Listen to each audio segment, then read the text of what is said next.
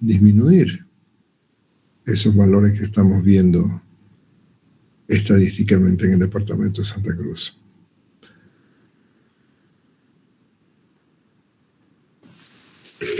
Ok, pueden apagar sus cámaras para que sea más fluida la conexión. Gracias.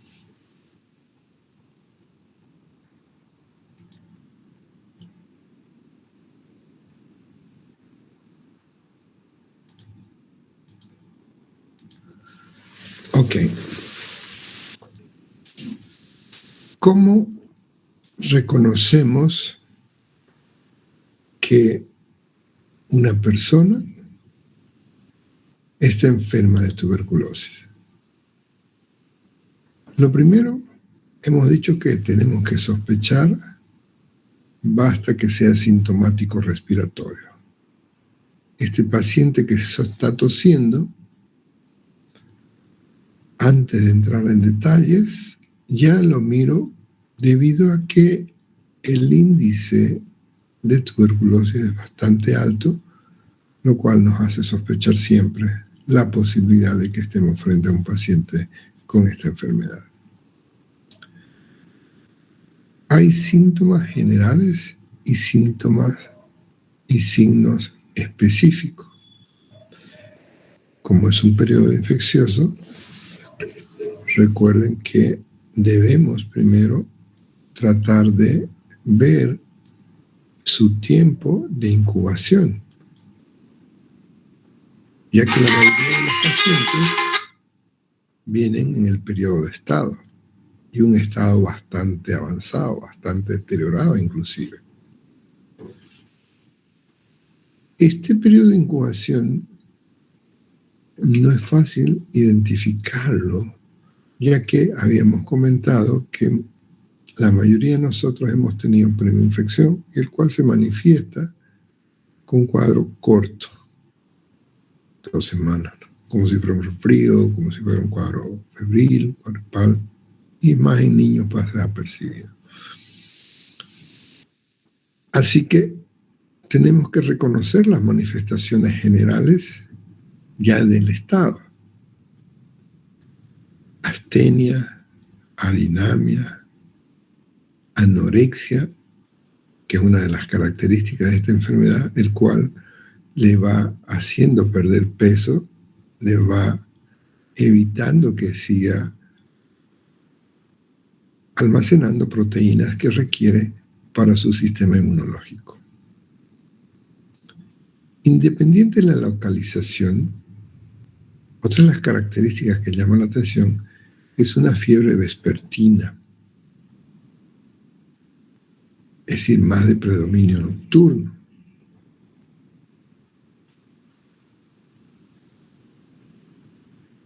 Otro dato, otro signo interesante es que los pacientes transpiran bastante. Doctor, me cambié 3 veces la pijama o la polera. Y de ahí vamos a ver manifestaciones propias de los órganos comprometidos. Como mencionamos en la anterior clase,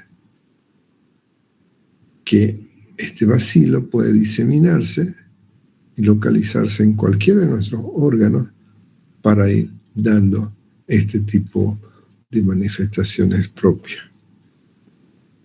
Nosotros vamos a abocarnos más a las características de lo que es la tuberculosis pulmonar, tomando en cuenta de que siempre que sospechamos tuberculosis tenemos que asociarlo con inmunodeficiencia o viceversa. Entonces, esta etapa de prodrómica, de cuando comienza el cuadro, es cortita, y en adultos puede darse, hemos dicho, en pacientes que vengan de países desarrollados donde el índice de tuberculosis sea bajo, y al llegar a nuestro país se ponga en contacto con alguna persona que lo contagie y debe comenzar a desarrollar como un cuadro agudo, ¿no? Hay que tomar en cuenta que estos pacientes dependiendo de la ubicación de la inflamación,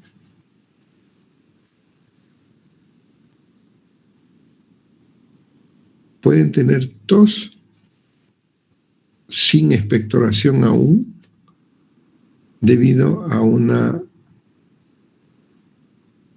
estimulación del ganglio al aumentar de volumen sobre ese nervio que es el que está activando ese cuadro de tos. Otras veces el paciente viene por una molestia sorda, un dolor constante, como ocurre en las pleuresías. No necesariamente tiene que ser en punta de costado. Y a veces este tipo de paciente, cuando el cuadro está iniciando, no tienen la sudoración ni el síndrome febril ni las alzas térmicas, solo esa molestia. De ahí que cuando pesquisamos o buscamos, encontramos un derrame pleural, cultivamos y detectamos la presencia del bacilo de Koch. Lo más habitual en la tuberculosis pulmonar, como repasamos en la anatomía patológica cuando va produciendo la reacción inflamatoria debido a nuestras mismas células y comienza a haber áreas de necrosis con calcificación, ese paciente comienza a presentar una tos productiva,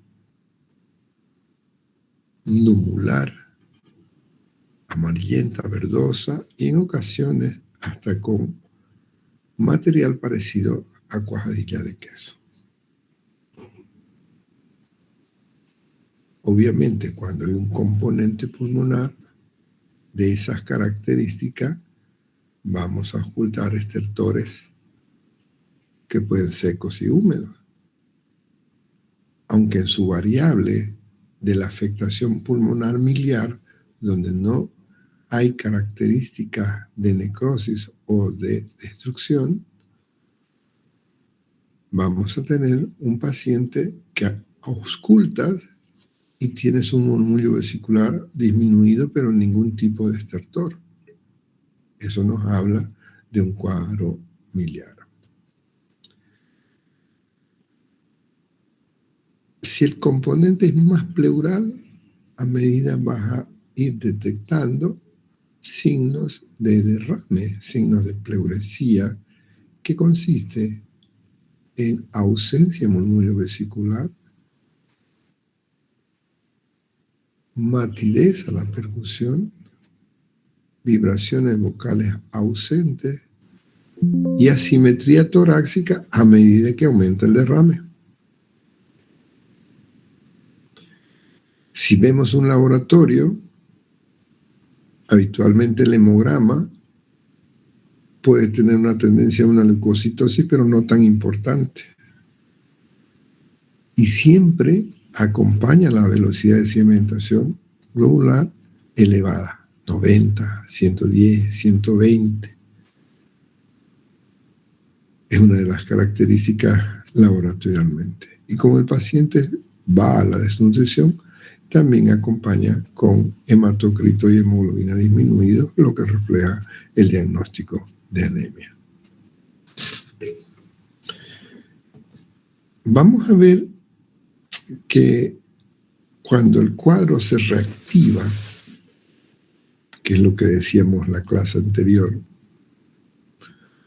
o es que nos estamos contagiando de nuevo, o es que nos estamos reactivando. Estas características de reactivación las notamos principalmente por la tos. Esa tos de inicio más nocturno para después hacerse diurna y nocturna independiente, cada vez más frecuente, y a medida que aumenta la lesión, comienza a tener mayor calcificación, traducido en mayor expectoración. Cuando estamos ocultando una cavitación, la vamos a reconocer por la presencia de un soplo. no tan tubárico como el de la neumonía, pero hay un soplo en esa zona. Y estos pacientes que tienen expectoración, cuando hagamos un control de una baciloscopía, vamos a ver que sí sale positivo.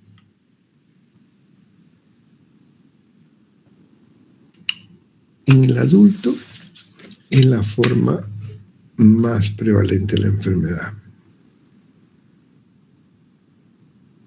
Nosotros siempre las manifestaciones las vamos a tratar de encontrar en el vértice o en la parte media cuando estemos auscultando. A medida que la enfermedad progresa, el paciente comienza a tener disnea. Y una disnea que va a ir aumentando mientras continúa el cuadro infeccioso. Y otras veces empieza el paciente con un cuadro de hemoptisis. Esos son los menos raros, los que nos hacen alertar la posibilidad de una lesión, aunque aún no está con la clínica florida. Pero es más común la hemoptisis de presentarse en cuadros ya bien avanzados, porque cada cavitación lesiona no solo el tejido epitelial alveolar, sino también sus capilares, los vasos que tienen esa zona que es altamente irrigada para la necesidad de la perfusión, ¿no? Entonces, estos pacientes también, cuando estés con tos y con hemoptisis, recuerda que puede ser una secuela de la tuberculosis y no necesariamente la tuberculosis activada. A veces nos cuesta diferenciar ese detalle. Y habíamos visto también que cuando comienza a diseminarse, hablamos de tuberculosis diseminada como concepto cuando existen más de 2 órganos comprometidos. Puede ser pulmón, piel, pulmón ganglio, que es lo más frecuente, pulmón hueso, o pulmón meninge, como un denominador en los pacientes con inmunodeficiencia. Lo que tienen que considerar de que si estás con un paciente en fase diseminada, tu sistema inmunológico probablemente no está muy bien, que digamos, y esto te muestra que en cualquier momento vas a estar con signos de septicemia y de choque séptico, es decir, signos de mala perfusión, presión baja, sistólica por debajo de 90, diastólica por debajo de 60 milímetros de mercurio, la diuresis disminuida, taquicárdico,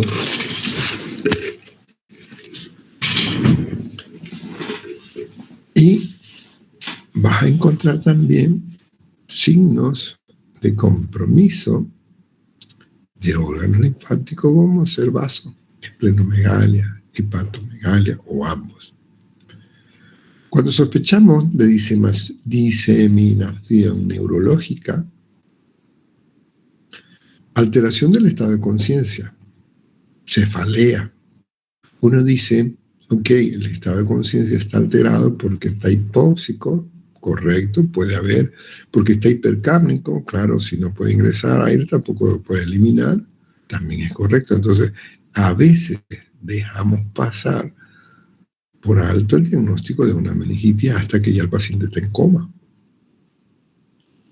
Pero lo que sí recomendamos es que todo paciente con cefalea examinémosle la región cervical para ver si no encontramos los signos meningios, es decir, rigidez de nuca, o Babinski o Brusinski, que tendríamos que ver como manifestaciones neurológicas en respuesta a la inflamación. Entonces, estos pacientes significa que son más críticos. Estos pacientes hay que hablar con la familia para mostrarles que la gravedad del cuadro, y hay escalas que podemos utilizar para que podamos de alguna manera ser más con evidencia de los órganos que estén comprometidos. Entonces, el diagnóstico de la tuberculosis, en resumen, comienza cuando escuchamos toser. Nos viene a la mente sintomático respiratorio, de ahí comenzamos a buscar las manifestaciones que hemos dicho.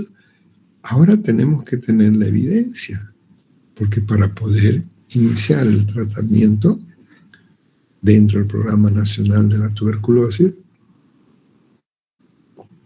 tenemos que tener evidencia.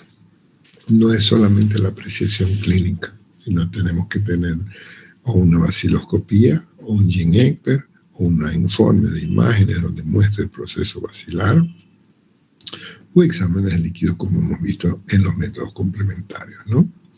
Entonces, nosotros, si iniciamos tratamiento para un paciente altamente sospechoso de tuberculosis, basándonos en la clínica, y por mala suerte el paciente fallece, nos van a demandar porque se murió por los medicamentos, no por la enfermedad. Entonces, para evitar ese conflicto, debemos acatar que la valoración clínica debe acompañarse de una evidencia laboratorial, ¿sí? Lo clásico, lo que aprendimos en microbiología, ¿no? Lo primero que vamos a hacer es un examen de saliva para buscar la presencia de un bacilo ácido alcohol resistente. Ese examen se conoce como baciloscopía. Vamos a poder leer cultivos, el estándar. Vamos a esperar 12 semanas. Hoy, por suerte, hay métodos moleculares que en horas nos pueden dar la presencia y además de su sensibilidad o resistencia al medicamento. Siempre que buscamos cultivo, debemos tratar de tipificar qué tipo de micobacteria. ¿Es una micobacteria tipo bacilo de Koch? ¿Es sensible a los medicamentos o es resistente a cuál de los medicamentos? Y cuando haya contenidos líquidos, ascitis, derrame pleural, examen de líquido cefalorraquídeo, podemos pedir lo que hablamos en método complementario, el test de anamidasa, conocida comúnmente como la prueba de ADA o test de ADA. Entonces, lo habitual es que nos llegue una baciloscopía y nosotros debemos recordar que la orden RP, solicito baciloscopía seriada, significa que durante 3 días en ayunas les van a llevar al laboratorio la secreción que está expectorando el paciente. Te la van a reportar 1 cruz, 2 cruces, 3 cruces. Eso te está hablando de la virulencia del bacilo. Y mientras más cruces elevadas, más riesgo de contagio para los demás. En algunas personas no es fácil con baciloscopía si no hay expectoración. Entonces, ¿qué hacemos en esos casos? Intentamos con Gene-Egbert si hubiera algún tipo de secreción o si tuviera algún ganglio vecino, lo vamos a biopsiar para que tengamos la evidencia. El cultivo clásico que hemos aprendido, el de la Cruz Roja gratuito, es el Owenston-Jensen, ¿sí? 12 semanas. Se sigue pidiendo y tenemos que esperar. Pero hay que empezar el tratamiento empírico para que esos 3 meses que estás esperando no queden con la enfermedad que esté avanzando, ¿no? Pero hoy nos vamos mejor con los sistemas de tipo reconocimiento genómico, como es el VATEX o el Gene-Egbert, que es el más conocido en nuestro medio. Y gracias a ello vamos a poder identificar cuál es la sensibilidad y cuál es la resistencia. Si tenemos que, y esto apúntense porque siempre pregunto en examen, ¿cómo reconocemos la sensibilidad del bacilo de Koch? Por el cultivo clásico, que vamos a esperar 3 meses, o por el cultivo y el método de Jean-Egbert, que es prueba molecular, pero solo nos da sensibilidad a la rifampicina. Para conocer la prueba de la sensibilidad de la rifampicina, 1, y la piracinamida, no, de la isoniazida, que son los más comunes que tenemos que tomar en cuenta, ahí tenés que hacer la prueba de MODS, M-O-D-S, prueba de MODS. Solo que en Bolivia no está certificado, pero sí la realizan como método de investigación. Y el estándar de oro, para ver tanto las de primera línea como las segundas líneas, son el método de Canet, Rizzoli y Grosset. Su desventaja de este método es el tiempo que se tiene que esperar. Aunque cuando tienes un paciente que no te está respondiendo y te sale resistente a la rifampicina, creo que de nada sirve iniciar un tratamiento si no te está respondiendo. Vamos a ver que, lamentablemente, el tratamiento, no tenemos demasiados medicamentos como quisiéramos. Empezamos con la base de 4, de los 5 de primera línea, y luego tenemos 7 como alternativa, y si tomamos en cuenta lo que venimos usando desde antes, de igual manera no nos alcanza para tener el éxito que quisiéramos. Insisto, la tuberculosis es una enfermedad que se cura, pero así como que se cura, voy a encontrar unos pacientes que son muy difíciles de tratar cuando estamos con un germen resistente. Hay que tomar en cuenta que hoy, por el tema económico,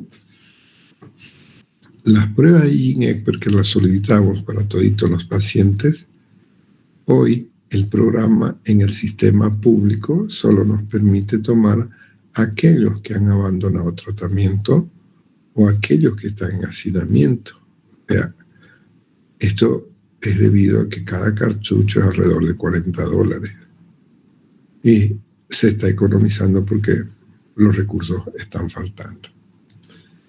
Otra de las ventajas del Jean-Egbert, que es de los 2 equipos que tenemos en Santa Cruz, es que el mantenimiento no es barato. Y el presupuesto, otra vez volvemos a recursos, ¿no? Entonces, lo que sí tienen que tener muy alerta y lo que debemos tratar de bloquear es la resistencia. ¿Cómo vamos a bloquear la resistencia? Buscando una adherencia con un médico que tenga empatía y con un sistema que apoye para el control del tratamiento bajo observación directa, netamente supervisada.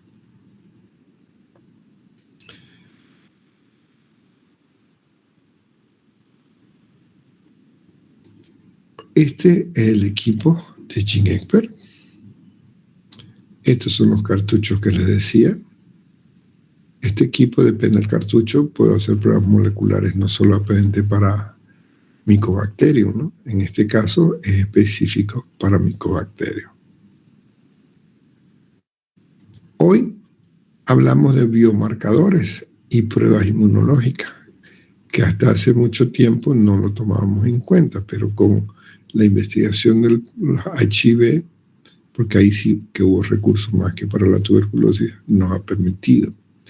Por ejemplo, En pacientes con HIV, con CD4 bien comprometido, es decir, que nos muestra que es una enfermedad avanzada, podemos pedir una prueba de lipoarabinomanano. Acuérdense de galactomanano. Aquí es un lipoarabinomanano. Y se están trabajando de nuevo, aún no tenemos nombres específicos, por ejemplo, el IP10 y el que mira el RNA en el Mycobacterium. Esto se espera que nos permita medir la respuesta al tratamiento. Entonces, cuando estemos con un paciente diagnosticado, ya no solo sospechado, diagnosticado, sea por imágenes o por baciloscopía, si tenemos suerte, vamos con las pruebas rápidas. Porque no solo quiero saber que es BK positivo, ¿no? Tenemos que saber si además es sensible o resistente.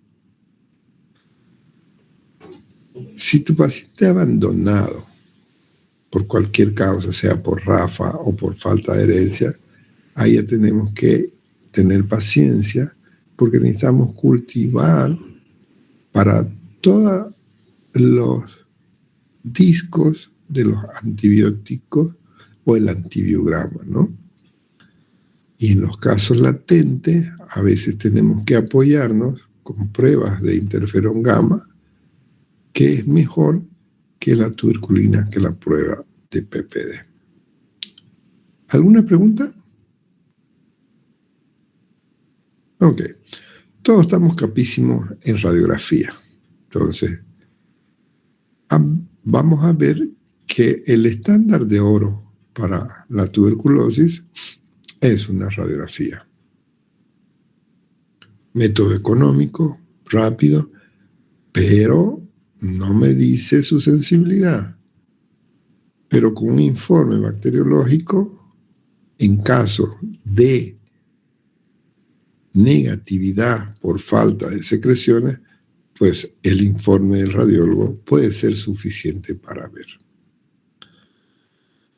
Y los tipos de infiltrados que vamos a encontrar va a depender en qué momento está la enfermedad. En etapas tempranas, además del negatoscopio, necesito una lupa para tratar de detectar infiltrados pequeñitos. Y siempre vamos a buscar, de preferencia, en la región superior del emitora.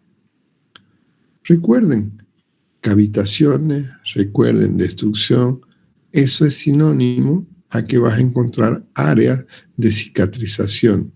¿Cómo se ve la cicatrización? Con infiltrados de tipo intersticial o engrosamiento. En otras palabras, densidad de color agua, ¿no? Y es que además, otro elemento que te va a orientar es que las cicatrizaciones te produzcan retracción hacia un lado. Entonces, todo depende del momento de la enfermedad. Puedes encontrar diferentes tipos de infiltrados. A lo ideal es reconocerlos de gemación cuando el cuadro está avanzando. Y muchas veces nos sorprenden el grado de avance, de destrucción que presenta ese paciente. Otro elemento que nos sirve en las imágenes es para ver la evolución en respuesta al tratamiento. ¿Sigue avanzando o no sigue avanzando? Aquí tenemos una placa, técnicamente es aceptable o no es aceptable. Tiene una marca, también tiene otra marca acá, entonces, ¿qué es derecho? Aquí está el hígado, entonces este es el lado derecho, asimétrica, rotada hacia la derecha o a la izquierda, clavícula hacia la izquierda, lo cual la tráquea me la está llevando hacia la derecha. Está en inspiración, porque sé que está en inspiración sin contar, porque los espacios posteriores están horizontalizados.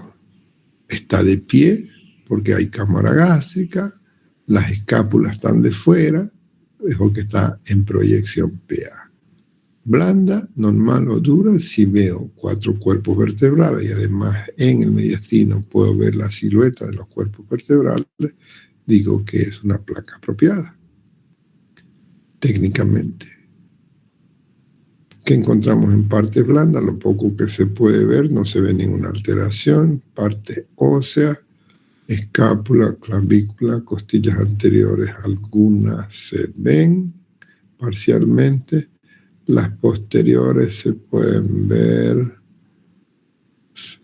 a partir de la cuarta. Aquí las sombras que provocan el área, a eso no voy a ver todavía, sigo viendo. Tráquea desviada a la derecha porque está rotada en la región del hilo infiltrado de tipo intersticial.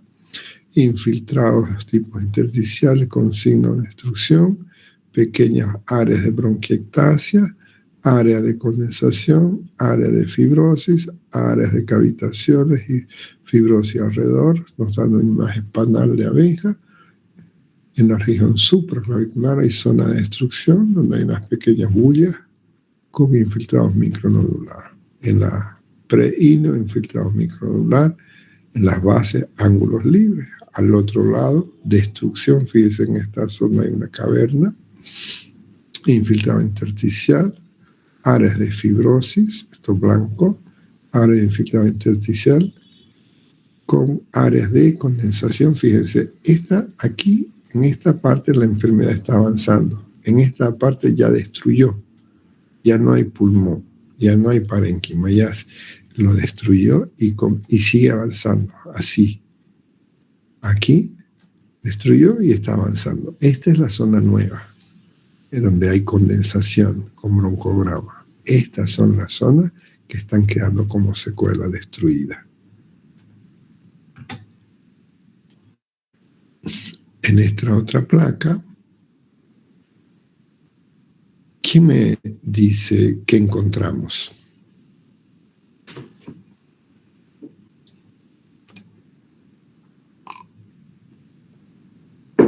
Nadie, todo el mundo está mirando el partido. ¿Dónde tenemos que buscar? Arriba, ¿no? Entonces miro arriba.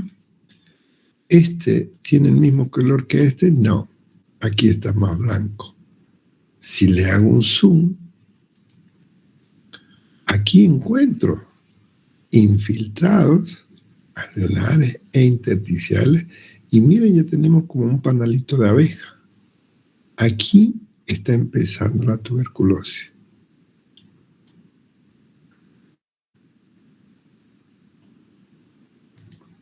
Esto, otro grupo de pacientes que no tenés nada en los vértices, pero tienes un derrame pleural y es unilateral. Al otro lado están libres los ángulos costofrénicos, que tenemos el triángulo con base externa, vértice interno, y tenemos la curva de Damouzon. Característico de derrame pleural. En la placa lateral vemos que la lesión, el derrame, está en la parte anterior. Y estos pacientes son secuelares o que no están con el cuadro, pero lo estamos sospechando porque encontramos zonas de calcificación y miren cómo este mediastino está mostrando una zona redondeada. Eso es un ganglio. Aquí nos hace sospechar la reactivación. Vemos que tiene buena cantidad de tejido adiposo, está bien nutrida. Entonces, puede ser que sea un hallazgo casual y que aún no esté con manifestaciones. O puede ser que esté comenzando su enfermedad después de reactivar esta zona calcificada. Por eso es que recomiendo siempre, si vas a mirar en una negatoscopia, utilizar una lupa.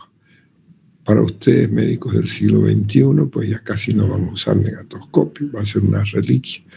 El negatoscopio está en el monitor del celular, de la tablet, de la computadora, donde te llegan las imágenes y obviamente que es más cómodo y se las puede resolver mejor. Esta paciente se la detectó tempranamente terminó su tratamiento y se controló su enfermedad. Pero la lesión, miren cómo la tráquea está traccionada, esta zona blanca, esta zona es fibrosis, cavitación, está, pero ya no tienen enfermedad, ya no encontramos. Entonces, significa que el tratamiento fue efectivo. Y esta imagen son cavernas, estos son artefactos después de haber iniciado un tratamiento para bloquear una hemoptisis de esta paciente con tuberculosis. Esto es uno de los casos más frecuentes que van a ver en su práctica médica. Paciente con insuficiencia respiratoria acentuada, examina ausencia de murmullo vesicular en el hemisferio derecho, y matidez en la base y timpanismo en la parte superior. Entonces, cuando encontrás esa clínica, debes sospechar un hidroneumotórax. Le pide la radiografía, paciente de pie, vemos un nivel, borramiento del ángulo, esto es igual a derrame. Aquí la pleura está aglomerada, pero fíjense que el pulmón no está aglomerado de manera regular, sino acá no se aglomera. Significa que aquí hay una fibrosis, hay una cicatrización de esa pleura en que tiene ese comportamiento el parénquima. Vemos al otro lado, que probablemente así se vería antes de derrámenes, infiltrados alveolares con áreas de condensación, de preferencia en la parte media, aunque también tiene en zonas superiores. Y esta es la radiografía del paciente que les digo que tiene toda la clínica para tuberculosis, pero a la ocultación no presenta ninguna manifestación. Esto es lo que hablamos de la tuberculosis miliar. Ese patrón, esos puntitos blancos chiquititos inseminados, aquí no hay cavitación, aquí no hay necrosis, porque no le da tiempo. Las calcificaciones y necrosis básicamente es respuesta en nuestro organismo. Y esta radiografía es la secuela. Miren la tráquea en forma de S, toda traccionada a esta zona. Aquí una caverna, destruyó, cicatrizó. El otro vértice, lo propio. Miren cómo comprometió la parte pleural, que ¿dónde está la silueta cardíaca? Aquí debería estar el botón aórtico, aquí la aurícula, el ventrículo izquierdo. Sin embargo, está blanco. ¿Y dónde está el mediastino? Está al otro lado, como si estuviera empujado por un derrame o por un neumo, que eso no es correcto porque tenemos parénquima. Entonces, toda esta cicatrización se está traccionando al mediastino. Y este otro paciente empezó su cuadro de tuberculosis en el pulmón izquierdo, en el vértice, y empezó a tener una hemoptisis que no se podía parar con nada. ¿Qué se hizo? Esa caverna donde estaba sangrando se sacó el pulmón, se hizo una lobectomía, por eso nos deja como secuela esta deformación de la caja torácica. Pero esto es secundario al acto quirúrgico, no a la enfermedad. En métodos complementarios, habíamos mencionado también la prueba de PPD, o la prueba de Mantoux, que también se llama, ¿no? En esta prueba vamos a usar en la piel, vamos a inyectar una pequeña cantidad, 0,1 o 0,2 ml, lo marcamos y vamos a ir viendo cómo responde. Lo medimos, está ¿cuántos milímetros? 5, 1 centímetro, 1,5 centímetros. Entonces, dependiendo de la respuesta, vos vas viendo, mientras mayor respuesta, mayor reactividad. Significa la posibilidad de que sea positivo. Pero recuerden que en algunas personas que estamos en contacto con pacientes o que recién hubieran sido vacunados, su resultado podría ser más elevado. Hay otras pruebas que se están por sacar, se las menciono como cultura general, pero no las vamos a pedir porque aún no hay en el medio, por ejemplo, un Telespot o un QuantiFERON TB. ¿Podemos pedir pruebas en plasma? ¿Podemos serológicas? Sí, se puede. Se puede hacer, no es lo habitual, más se hace si quisiéramos hacer una investigación, y ahí te mide la respuesta de tus anticuerpos. Cambia esa respuesta si el paciente es inmunodeprimido. En muchas ocasiones nos vamos a ver obligados a hacer biopsia. Por eso les comentaba en la clase, cuando estamos hablando de derrame pleural, sí o sí tiene que hacerse con biopsia para evitar lastimar y además que te eleva la sensibilidad. En resumen, el diagnóstico lo sospecho con la clínica, pero debo tener evidencia. De preferencia, cultivos y antibiogramas, o al menos una tinción. Si estos son negativos porque no hay expectoración, vámonos a las imágenes, pero no solamente con lo que yo diga de la imagen, sino que debe acompañar el informe del radiólogo. Y si en algunos casos no tengo opciones, ok, vámonos a las biopsias, a la anatomía patológica, ¿no? Y en ocasiones vamos a tener que ir a métodos no convencionales, pero sí o sí tenemos que, para poder iniciar un tratamiento, necesitamos la evidencia para poder solicitar al programa que nos permitan iniciar un tratamiento. El tratamiento de la tuberculosis, ya ustedes conocen farmacología. La clave de este tratamiento, como se ve en el gráfico, es que ya sea en el hospital o en su casa, todos los días debemos estar mirando que tomen. No le podemos dar su remedio y confiar en que él, y no es que confíe o no confíe, sino que el protocolo me pide en el programa nacional que debemos vigilarlo para ver que el paciente pueda cumplir, porque el paciente con 11 tabletas diarias que le provocan náuseas, que le provocan vómito, dolor de barriga, cefalea, picazón, no siempre tienen ganas de tomar el tratamiento. Y ahí estamos nosotros como médicos para convencerlo o entrenar al personal de salud. ¿Sí?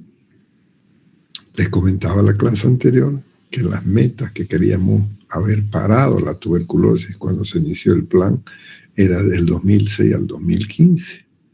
Y mire, estamos en el 2025, aunque hemos logrado bajar una incidencia importante, hasta el 75% de muertes es prevenible por la enfermedad. Lo ideal, ojalá que lleguen, me la cuentan, en el 2035 a tener apenas un 5% de pacientes que no podamos controlarlo. Cuando vamos a iniciar el tratamiento, tenemos que preguntarnos 3 cosas. ¿Es primera vez que el paciente o ya el paciente ha tratado o el paciente está en tratamiento continuo? Esas características las tengo que ver porque en base a ese criterio vamos a tomar la decisión de qué medicación vamos a usar. Sobre la base de que para tener éxito los medicamentos deben estar asociados buscando un sinergismo de potenciación, pero recuerden, lo tenemos que dar toditos juntos a la misma hora, de preferencia en ayuna para que a las 8 de la mañana, antes del desayuno, les voy a dar su medicación.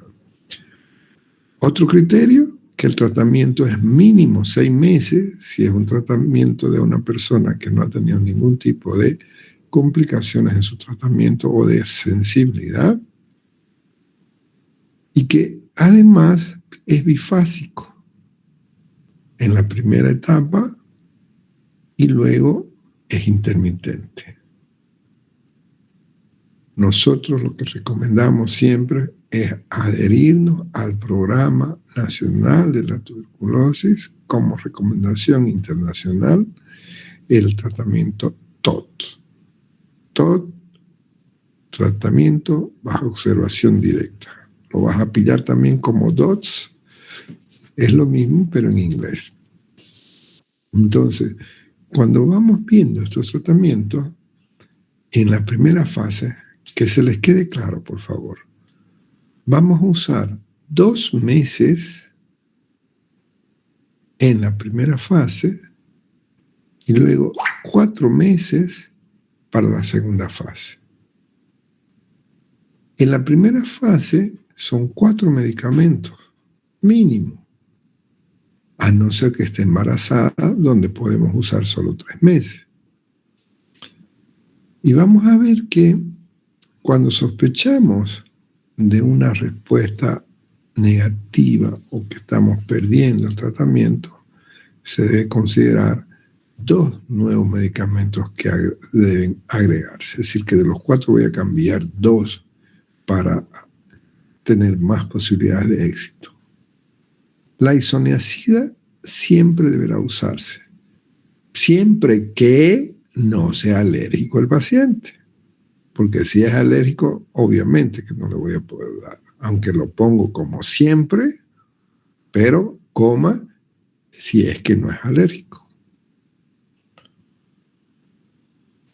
Vamos a ver que estos pacientes, al estar asociados, se trata de simplificarlo, el costo para ellos es nada, el paciente no paga nada, y desde que se quitaron los inyectables, porque en mi época de provincia usamos la micacina, la streptomicina intramuscular asociada a los medicamentos, y los pacientes odiaban pincharse todos los días, ¿no? Imagínate. Hoy, con esa ventaja, el paciente todavía se ha simplificado más, que hoy ya viene en una tableta, vienen 4. Entonces ya no tenés que darle 4 de una, sino están todas mezcladas, le das 2 de 4. Entonces en la primera fase, 2 meses, voy a usar rifampicina, isoniazida, piracinamida y etambutol. 52 dosis, pero 2 meses son 60 días, no son 52. Tenés que quitarle los domingos. En Bolivia, lamentablemente, no se da. En todas partes del mundo se da. Pero en Bolivia el domingo se descansa. ¿Y por qué se descansa? ¿Para ahorrarse remedio? No, porque no hay personal para hacer el seguimiento. Siempre en los congresos se ríen los otros países de nuestras características. Y en la segunda fase vamos a usar 4 meses, ya 2 medicamentos, que es la rifampicina y la isoniazida, respetando también el domingo, y no vamos a usar diario, podemos usarlo intermitente. Entonces, recuerden, una sola toma, no que primero le doy uno, después el otro, no, todo junto. Esta es la clave. Sorry por el domingo. Lo ideal sería todos los días, así tenemos margen de mayor éxito.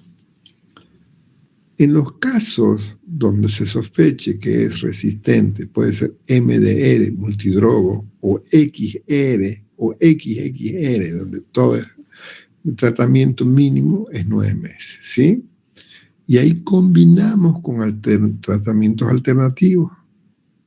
Por ejemplo, el cituro o la bedacalina con el pretomamil más el linezolid. Pero ustedes van a ver que en algunos trabajos, algunos ensayos, hay algunos esquemas más cortos inclusive, pero lamentablemente en Bolivia no se puede usar mientras el programa no lo autorice. Hay ocasiones en que es el resistente te da algo de respuesta. Ok, tu tratamiento va a ser hasta 2 años combinándose medicamentos, porque recuerde, resistente, ya no me voy a quedar con INH, rifampicina, piracinamida, tambutol. No, ahí empiezo por la isoniazida, que es la que ideal que debería quedarse, y después veo cuál voy a retar. Ya en farmacología aprendimos cuáles son los medicamentos de primera línea: isoniazida, rifampicina, tambutol, streptomicina. La isoniazida la conocemos como INH. Aprendimos en farmacología que vienen comprimidos, blanquitos, ranurados.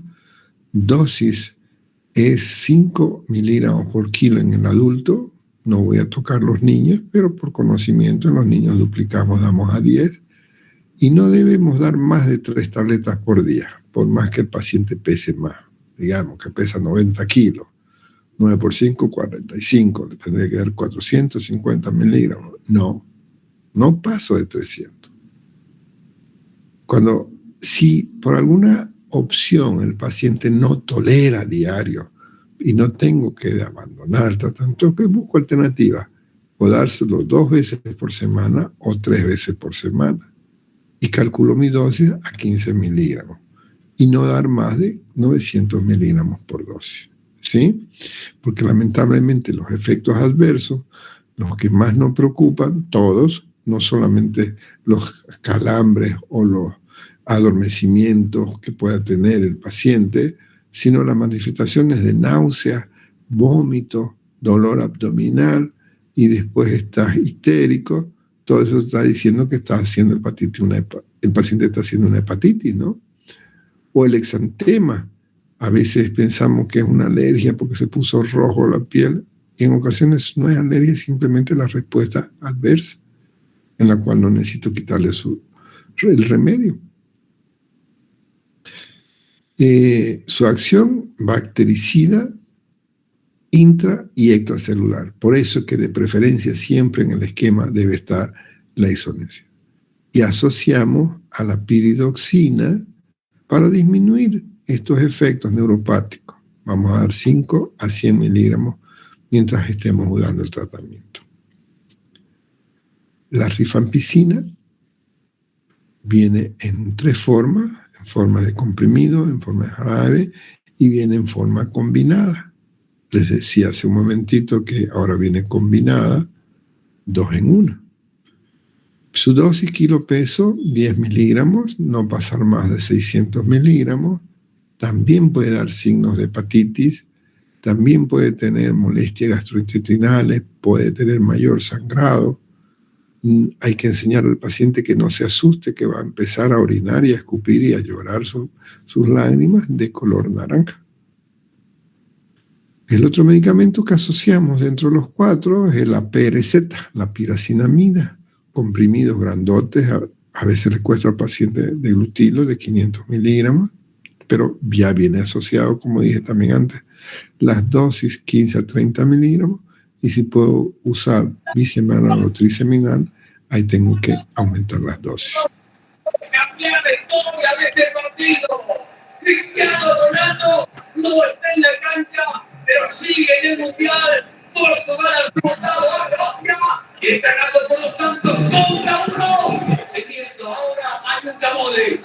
No se celebran aquí en Italia este gol porque es combinación de quienes van a ser compañeros en el Milan la próxima temporada. Lo dijo Gustavo en el relato. Mérito de Martínez, mantener a Leao en la cancha cuando ninguno de nosotros lo vio. Ojalá que el compañero nos deje hablar. Y ahora está clasificándose a los octavos de final.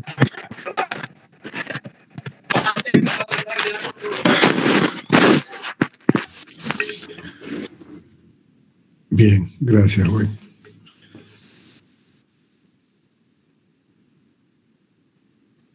Entonces, les decía de la piracinamida, Su desventaja nos puede simular como si tuviéramos gota, porque inflama la articulación. También puede dar efectos hepáticos a nivel piel. De ahí que todos, hasta el etambutol, que es el cuarto medicamento, puede dar afectaciones hepáticas.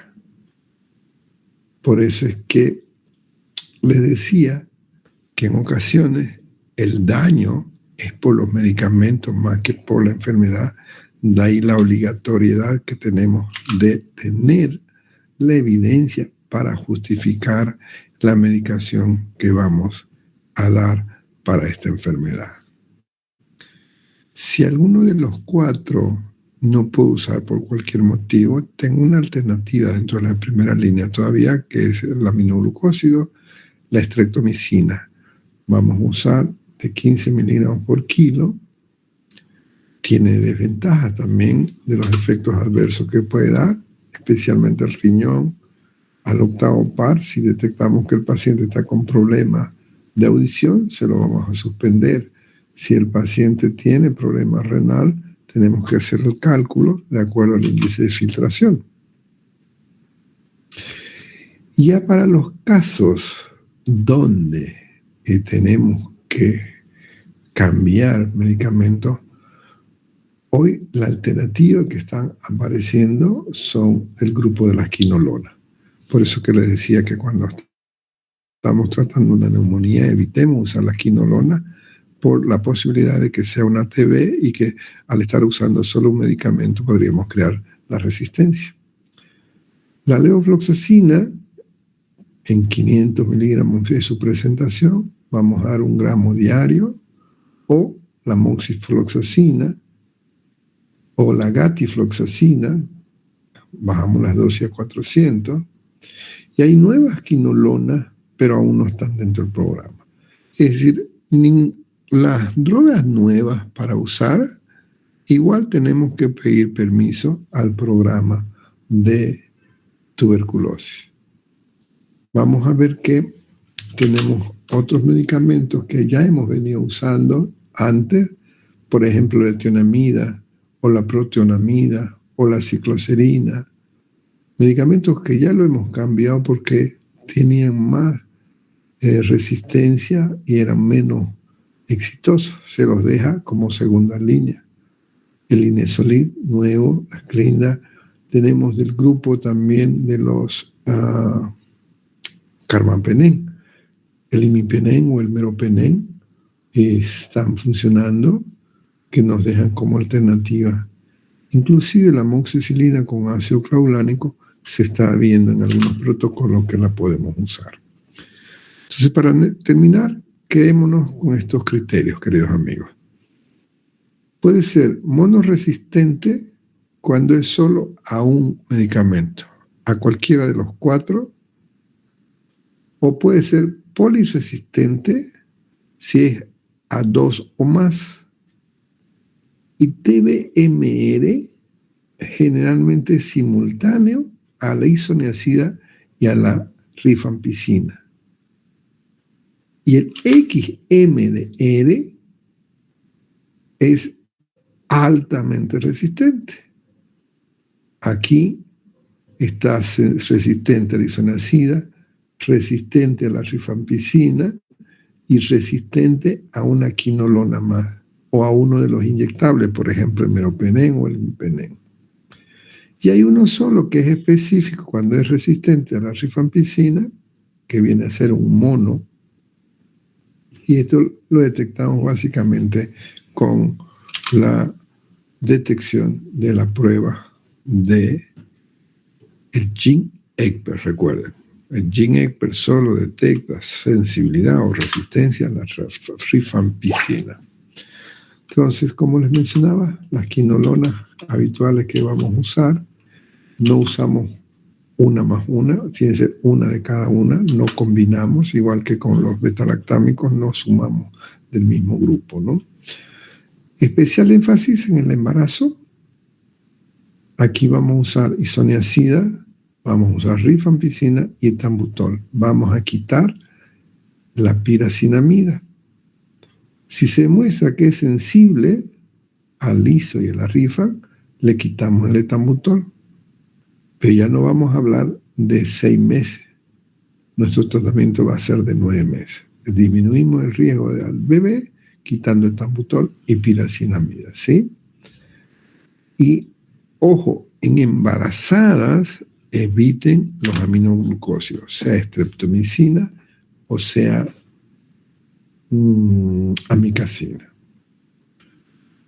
Me preguntaba en la clase anterior, ¿se hace profilaxis? Hacemos profilaxis. ¿En aquellas personas que tienen riesgo de enfermarse. Pero miren, la profilaxis te lleva a los mismos riesgos de los medicamentos, porque vas a tomar tratamientos prolongados. O 9 meses isoniazida, o 2 meses rifampicina y piracinamida, o 4 meses rifampicina. Es decir, casi estás completando el tratamiento. Pero significa que mientras estés con personas en contacto y vos tengas una sensibilidad de riesgo, ahí tendrías que tomar. Lo que le explicaba en la anterior clase, cómo esta bacteria está aprendiendo a replicarse, protegiéndose de las moléculas que están apareciendo para su tratamiento. Vamos a quedar aquí. ¿Alguien tiene alguna pregunta? Sí, Samantha, por favor. Buenas noches, doctor. ¿Cuándo y cuáles serían los criterios para indicar una lobectomía en tuberculosis? El primer criterio, cuando tienes una hemoptisis que no puedes controlar. Ese es uno de los principales. Paciente sangra, no has podido bloquear con alguna de las sustancias que podemos hacer trombólisis, a pesar de los intentos, no, está sangrando, entonces ahí tienes que hacer una lobectomía. Okay. Otros casos donde tengas una bacteria resistente y que te esté migrando de ahí y aún no te ha diseminado, porque no necesita estar muy avanzada la enfermedad. Si tienes una bacteria resistente, la puedes detectar temprano, ¿no? Entonces, eso sería también otra de las alternativas. Ok. Y tengo también otra pregunta. Si el paciente presenta con el tratamiento un exantema y nosotros no queremos cortar el tratamiento, ¿ahí prácticamente lo deja pasar? ¿O cómo se trata ese exantema? No, lo primero que usted tiene que pensar, y eso vamos a hablar en la clase siguiente, es el RAFA. RAFA, reacción a fármacos antituberculosos. Ese exantema puede ser la manifestación de una reacción alérgica grave que después puede terminar con Steven Johnson. Entonces, cuando hay sospecha de una RAFA, lo primero que hago es suspender. Y verifico si el laboratorio, mi hemograma, no me muestra eosinófilos elevados, ok, es simplemente una exantema y no una reacción alérgica. Entonces le doy algo para disminuir el exantema y mantengo su tratamiento. Ok. ¿Se hace esa prueba de granulación, creo que se llama? Claro, eso es en las alergias, ¿no? La de granulación, mastocitos y ver eosinófilos o ver las inmunoglobulinas del grupo, ¿no? Entonces, eso antes de suspender, porque necesitas el tratamiento. Claro. Pero ya que lo toca, o sea, ¿qué hacemos cuando tenemos un paciente con manifestaciones que nos hace sospechar de un RAFA? Ok, suspendemos todos los remedios, medimos cómo está su hemograma, cómo está su función hepática, y cuando esté todo normal, ahí vuelvo a empezar. Empiezo primero con 1, sea cualquiera de los 4, con la mitad de la dosis, al otro día otra dosis. Si no hay respuesta de alergia, le doy la dosis completa y de ahí pruebo con el otro, y de ahí con el otro, y de ahí con el otro, hasta determinar cuál es el medicamento que voy a retirar. Porque no es lo mismo a cambiar de esquema terapéutico por alergia que por reacción de resistencia. Claro. Ok. Y otra preguntita, ¿la función hepática cómo se podría preservar? ¿O cómo protejo el hígado si está dañando? Un hepatoprotector. Mira, hay teorías, dicen, ¿no? Dele una silimarina, dele un hepatoprotector. No es por el daño que se hace, es por la reacción alérgica al medicamento. No es porque el medicamento sature el hígado. Entonces lo que tienes que estar alerta es atenta. Está con náusea, ya sospecha que puede estar alterando el hígado. No vas a esperar que esté ictérico. Entonces basta que esté con náusea, le pido un análisis cómo están sus transaminasas, AST, ALT o TG o TGP, como quiera llamarla. Si está normal, ok, es un efecto adverso simplemente, pero no es una rafa. Si sale alterada, se lo suspendo todo. Una semana, 2 semanas, le hago un nuevo control. ¿Y cómo me doy cuenta que el paciente no está con manifestaciones hepáticas clínicamente? Porque está comiendo y no está con náusea. El hígado lo primero que te hace es náusea, ¿no? Después estás con vómito, después estás con el dolor. Y después recién te vas a poner ictérico. Entonces nosotros como médicos debemos estar alerta, porque ¿cuál es la ventaja si somos empáticos? Que todos los días lo vamos a ver al paciente. O alguien le va a preguntar todos los días cómo está. Y ante la primera manifestación lo detecta y lo deriva para su control. Entonces básicamente es estar atento. Duele cuando nos llegan al hospital pacientes con RAFA, que a pesar que tenían manifestaciones, todavía le siguen dando medicamento. Y sí duele porque cuando están bien inflamados el hígado, la muerte por hepatitis es alta. ¿Alguna otra pregunta? Yo no, gracias, doctor. Muy amable. Bien, que tengan buenas noches. Buenas noches, hasta luego. Gracias. Hasta luego, doctor. Buenas noches, doctor. Gracias, doctor. Sobre